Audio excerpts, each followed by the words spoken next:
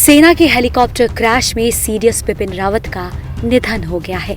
भारतीय वायुसेना ने इस बात की पुष्टि की।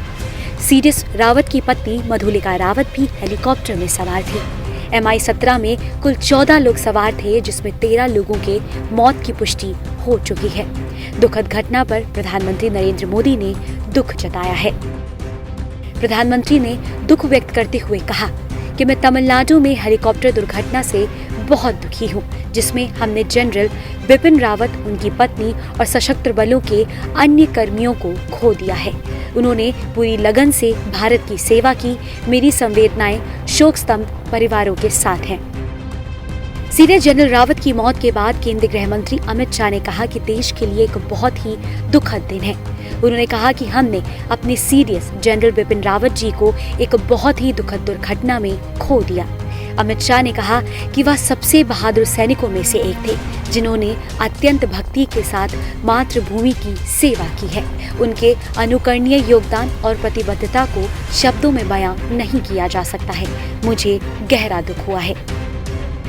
अमित शाह ने आगे कहा कि मैं मधुलिका रावत और 11 अन्य सशस्त्र बलों के जवानों के दुखद निधन पर भी गहरी संवेदना व्यक्त करता हूँ। मेरी संवेदनाएं शोक संतप्त परिवारों के साथ हैं। ईश्वर उन्हें इस दुखद क्षति को सहने की शक्ति प्रदान करे। घटना पर रक्षा मंत्री राजनाथ सिंह ने भी दुख जताया है। रक्षा मंत्री ने कहा, तमिलनाडु में आज एक बेहद दुर्भाग्यपूर्ण हेलीकॉप्टर दुर्घटना में chief of defence staff general Bipin Rawat, उनकी पत्नी और 11 अन्य सशस्त्र बलों के जवानों के आकस्मिक निधन से गहरा दुख हुआ।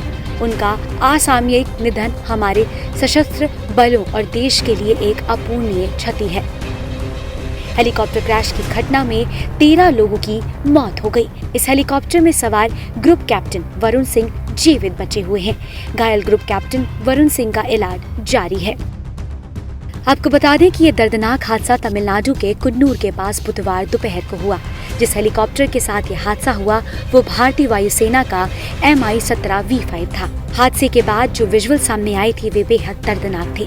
हेलीकॉप्टर बुरी तरह से क्षतिग्रस्त नजर आया और उसमें आग की लपटें उठ रही थी। नीलगिरी पहाड़ियों में जहां यह हेलीकॉप्टर क्रैश हुआ वो एक जंगली इलाका है, जिसकी वजह से मलबे तक पहुंचने के लिए थोड़ी दिक्कतों का सामना भी करना पड़ा। सामने आए वीडियो में देखा जा सकता है कि पहाड़ी पर मलबा बिखरा हुआ था और लोग घने धुएं और आग के बीच राहत और बचाव कार्य में जुटे हुए थे।